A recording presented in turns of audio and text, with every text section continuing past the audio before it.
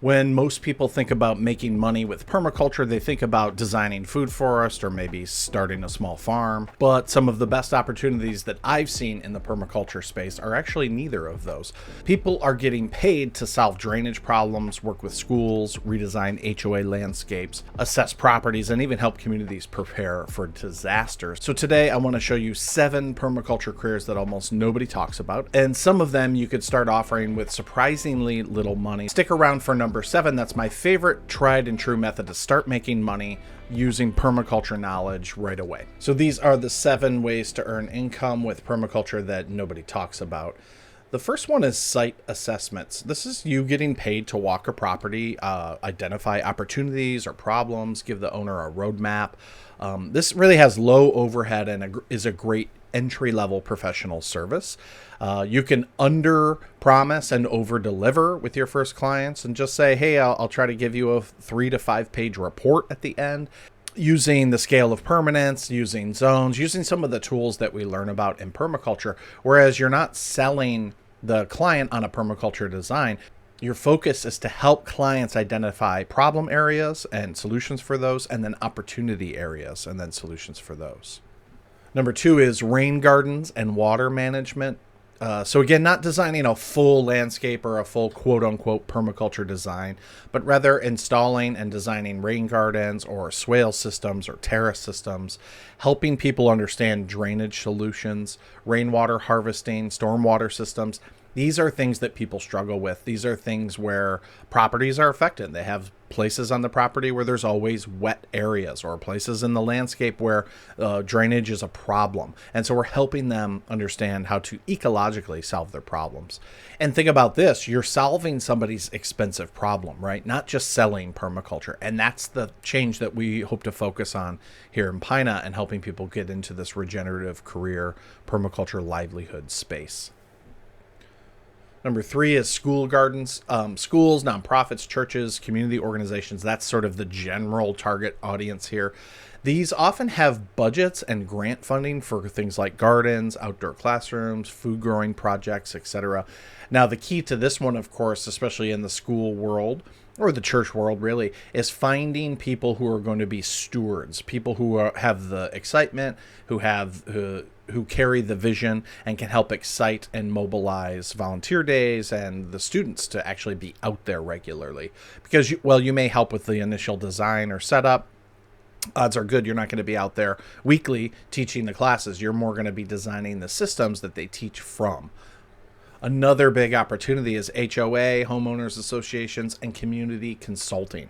When you think about HOAs, you think about, like you see in this picture here, maybe hundreds of homes. And so if you can get in with the HOA community to help them identify native plants that they may want to incorporate into their landscape plans, ways to manage water use, ways to reduce mowing, ways to improve the beauty of the landscape, ways to improve pollinator habitat, and even maybe edible landscapes if there is interest in the HOA, then all of a sudden you're not just designing for one client. You actually have one client that represents maybe hundreds of opportunities for design.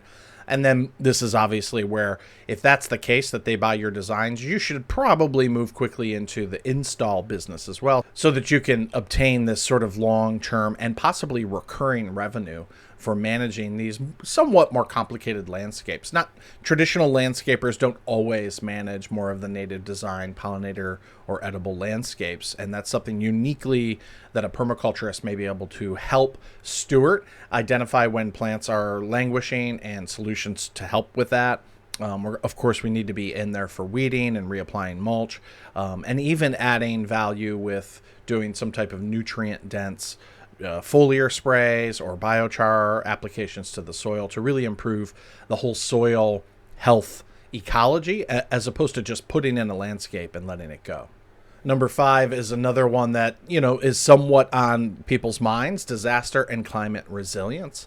This could be in landscapes where wildfires are common. This could be in locations and landscapes where droughts are very common, or flood mitigation is really important. We can help design emergency water systems, food resilient systems, and of course we can teach community preparedness. So like all of these, you have to sort of take an assessment of your community. Where do you live? What are the types of problems problems that people are experiencing in your state, in your township, in your city, and then design for that. But if you happen to live in a place where disaster and climate resilience issues are more front of mind and are, potentially rocking those communities regularly, then that's a business opportunity for you. Ecological landscape retrofits is number 6. Instead of competing as another landscape designer, specialize in converting conventional properties into lower maintenance, productive, water-wise landscapes, or even here in the picture, kind of hard to see, but this is a south side greenhouse attached to a house. So any of these types of bolt-on retrofits are going to be much more sellable in the United States, at least from what I know, because this is where people typically aren't building a house from scratch. They're not saying, oh, I want to build a passive solar home or a passive permaculture type system that uses earth tubes and that sort of thing. Rather, people have pre-existing homes, suburban or urban homes, and that they want to retrofit to make more water resilient, passive with its heating or cooling, lowering heating and cooling costs, producing beauty, producing food, etc. And one of the big opportunities in this space that I'll just throw in is the natural swimming pool world, where you're providing somebody with the function of a pond and the function of water-wise, water management landscapes with the sort of beauty value of this is now a place that you want to swim, your kids want to swim, your grandchildren want to swim, and this is where you want to hang out too. So this is a high value add design that could be a whole business. You could just get really good at installing natural swimming pools.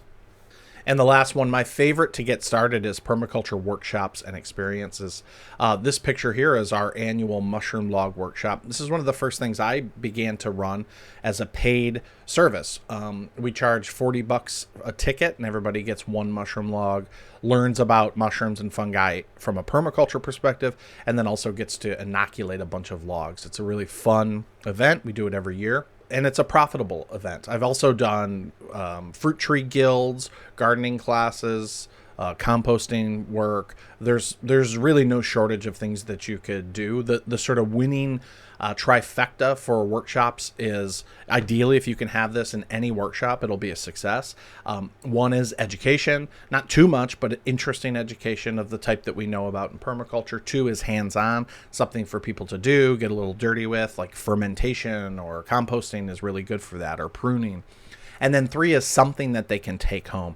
If people can come to an event and get that trifecta experience, they're going to be very happy, and they're going to be, wanting to come back again next year. And this is a great way to then promote your design or consulting or assessment services. You can use every workshop as an opportunity to give out your card or give out your website, etc. So that's it. That's the top 7. Imagine where you could be just like 1 year from now if you started with just one of these or 2 of these and you built on it. And so you've designed a workshop schedule. So you have 6 to 8 workshops over the course of the year, something like that, right? Well, that's exactly what we're building in the Career Accelerator program. Go ahead and click the link below to learn more about the Career Accelerator. And in this video, I'll walk you through the entire framework, what this program is, what it isn't, and who it's for and who it's not for. So please enjoy.